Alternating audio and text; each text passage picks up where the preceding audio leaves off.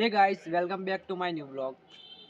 તો અમે વડનગરમાં આવી ગયા છે. વડનગરના ક્લોક ટાવરના નીચે શર્મિષ્ઠાનો પુલ છે ઝૂલતો, ત્યાં તો પડી રહી છે જોરદાર ઠંડી ગાઈસ. તો ગાઈસ ઠંડી વાય છે તમને? હા પીટુભાઈ, તો જોરદાર ઠંડી વાય છે. એવું છે એમ? હા તો ખબર નહીં આજે તો કેમ છે, પણ વ્યવસ્થિત ઠંડી પડી રહી છે વડનગરમાં તો. હા, વડનગરનો માહોલ તો એકદમ છે ને ગરમ છે. અહીંયા તો ઠંડી એટલી પડે છે ને વાત જ ના થાય. કેમ કે અહીંયા પુલ ઉપર અત્યારે આપણે ચાલીએ છીએ, પણ જે ઠંડી પડે છે ને અલગ જ લેવલની ઠંડી ચાલે છે અત્યારે ફરો તોય ઠંડી વાય, ના ફરો તોય ઠંડી વાય, એવું માહોલ થઈ ગયું છે ગાઈસ. ચલો કરણ ચા પીવા જઈએ. લગભગ છેલ્લા 2 દિવસથી બહુ જોરદારની ઠંડી પડી રહી છે. હા, ઠંડીએ મજબૂત પકડ બનાવી છે. ઠંડી તો ફર્સ્ટ ક્લાસ પડે જ છે, પણ આ ઠંડીમાં માહોલ છે, ચા તો પીવી જ પડશે તને. હા, વાયરી આવી રહી છે સરસ કડકડતી ઠંડીની, એટલે એક ચા થઈ જાય. અને ગાઈઝ આમ પણ ઉત્તરાયણ નજદીક આવે છે ને ઉત્તરાયણનો પવન જે છે ને અત્યારથી જ ચાલુ થઈ ગયું છે. એકદમ આઈસ જેવો પવન અત્યારથી ચાલુ થઈ ગયું છે. તો હાલ તો પવનને જોર પકડ્યું છે, પણ ઉત્તરાયણ વખતે રહે તો સારી બાબત છે. હા, એ વાત સાચી છે. અત્યારે પવન ફૂંકારા મારે છે, પણ જ્યારે ઉત્તરાયણ આવે છે એ દારે કાં તો હોતું નથી, કાં તો એકદમ વધી જાય છે. એ પણ પ્રોબ્લેમ જ છે ને આપણો તો ગાઈઝ. હા, તો એનું પણ સમાજ જે થાય જોઈ જશે. પણ અત્યારે ચલો આપણે પેલા થોડું આ વડનગરનું જે મ્યુઝિયમ છે ને, આપણે રાતમાં કેવું દેખાય છે એ બાજુ એ પણ જોઈ લઈએ. ત્યાં સુધી આપણે જતા આવીએ ને એક વ્યૂ લેતા આવીએ. એક તો ગાઈસ અમારા ફ્રેન્ડની અત્યારે કડકડતી ઠંડીમાં ચા પીવાની ઈચ્છા થઈ રહી છે ઘણી બધી, તો ચા પણ પીશું. પણ એ પહેલા તમને રાતનો મ્યુઝિયમનો નજારો બતાવી દઈશ. આજે તો બહુ કડકડતી ઠંડી પડે છે. ઠંડી પડે છે. શું કેવું છે તમારું મિત્રો? ઠંડી તો જોરદાર જોમી છે ભાઈ. ખબર નહીં આજે વડનગરમાં બરફ પડશે છે કે શું? હા, બરફ પડે. વાતાવરણ એવું છે, ઠંડી છે. ફટાફટ છે ને આપણે મ્યુઝિયમ જોઈ લઈએ ને ફટાફટ, મારે તો ચા પીવી પડશે. પણ આ એક તળાવ, આપણે શર્મિષ્ઠા તળાવની નજીક છીએ, પુલ ઉપર છીએ, એટલે કદાચ ઠંડી વધી હોય એવું લાગે છે.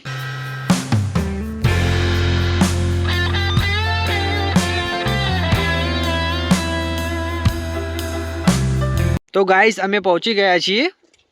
તો ગાઈસ જો આપણા મ્યુઝિયમ કેવું દેખાય છે રાતની અંદર, લાઇટિંગ જેવું બહુ સારું એવું દેખાય છે.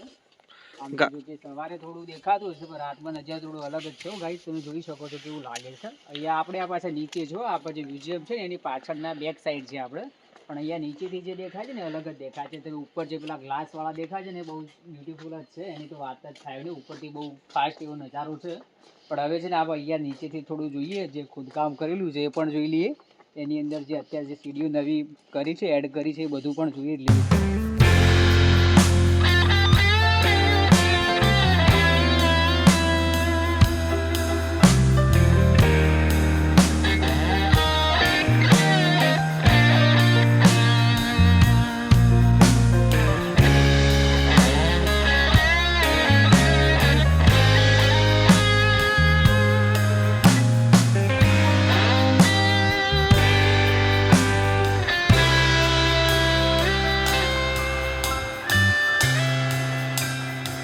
તો ગાઈસ તમે જોઈ શકો છો આ સામેલી જે દિવાલ છે ને રાજા મહારાજાના ટાઈમથી જ છે દિવાલ, એટલે કે આ જે પુરાતત્વનું વિભાગનું છે ને એ ખોદકામ દરમિયાન બહુ નીકળેલી આવતી પ્રાચીન વસ્તુઓ છે. આ છે ને મ્યુઝિયમની પાછળનો છે. મ્યુઝિયમને આગળનો એન્ટ્રી ગેટ છે ને અલગ જ છે, બટ અહીંયા જે આ પાછળનો ગેટ છે ને આ છે ને મેન જોવા જેવી વસ્તુ જ આ છે. મ્યુઝિયમની અંદર બધું મૂકેલું છે, પણ આ જે નીકળેલું છે ને એ અહીંયાથી જે ખોદકામ કર્યું છે એના પ્રમાણે જ નીકળ્યું છે. ને અહીંયા રિયલ જ છે, જે તમે જોઈ શકો છો સ્ટ્રક્ચર પ્રમાણે તમને અંદાજો મળી રહેશે કેવું કામ છે. અહીંયા તમે જુઓ સામેનું જે આપણે શર્મિષ્ઠા તળાવ છે એનો પણ થોડો નજારો જોઈ લો તમે. રાતમાં એ કેવું દેખાય છે. સવારે તો તમે લોકો આવ્યા હશો, પણ અત્યારે રાતમાં કેવું દેખાય છે એની પણ ઝલક થોડી ઘણી જોઈ લો. કેમ કે રાતમાં છે અત્યારે પેલું ફુવારાનું ચાલુ જ હોય છે, પણ એ છે સમયગાળો 7નો સમયગાળો છે. અત્યારે તો બંધ છે. કોઈક ટાઈમ ફ્રી ટાઈમ મળશે તો 7 વાગે આવીને એ પણ તમને બતાવીને કોશિશ કરશું. પણ અત્યારે તમે રાતમાં જોઈ લો કેવું લાગે છે આ શર્મિષ્ઠા તળાવ. જે લાઇટ છે બહુ સારી લાગે છે. તો ગાઈસ રાતના નજારામાં મ્યુઝિયમ કેવું લાગે છે એ તો અમે તમને બતાવી દીધું, પણ અમારા ફ્રેન્ડની બહુ ઈચ્છા છે કે અમે રાતના આટલી કડકડતી ઠંડીમાં ચા પીએ, તો અમે જઈશું સીધા હવે ચા પીવા.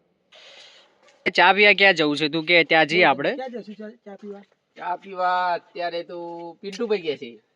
જો ગાઈસ કડકડતી ઠંડી પડી રહી છે વડનગરમાં, તો અત્યારે બીજી બધી તો દુકાનો બંધ છે, પણ આપણે ગાઈસ સિવિલ આગળ ગઈએ. સરસ વિચાર છે. આપણે સિવિલ આગળ અત્યારે લગભગ ચાલુ જ હશે, ત્યાં લગભગ મોડા સુધી ચાલુ હોય એટલે ત્યાં મળી રહેશે આપણને. તો ગાઈસ વ્લોગમાં આગળ બન્યા રહેજો. અમે જઈશું હવે સીધા સિવિલ આગળ ચા.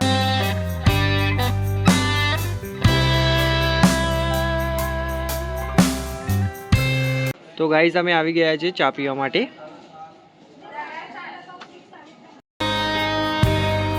ગાઈઝ અમારી ચા આવી ગઈ છે.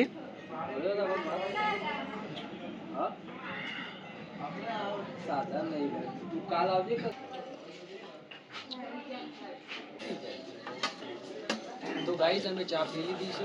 તો વડનગરમાં તો બહુ બધી ઠંડી પડે છે. તમારા ગામમાં કેટલી ઠંડી પડે છે કોમેન્ટ કરવાનું ના ભૂલતા હો કે તમારા ગામમાં કેટલી ઠંડી પડે છે કોમેન્ટમાં જરૂર જણાવજો. અને હા, આ વિડીયો ગમ્યો હોય તો લાઈક કરજો, કોમેન્ટ કરજો અને સબસ્ક્રાઈબ કરવાનું ભૂલતા નહીં. તો આજનો વ્લોગ અમે અહીં જ ખતમ કરીએ છીએ.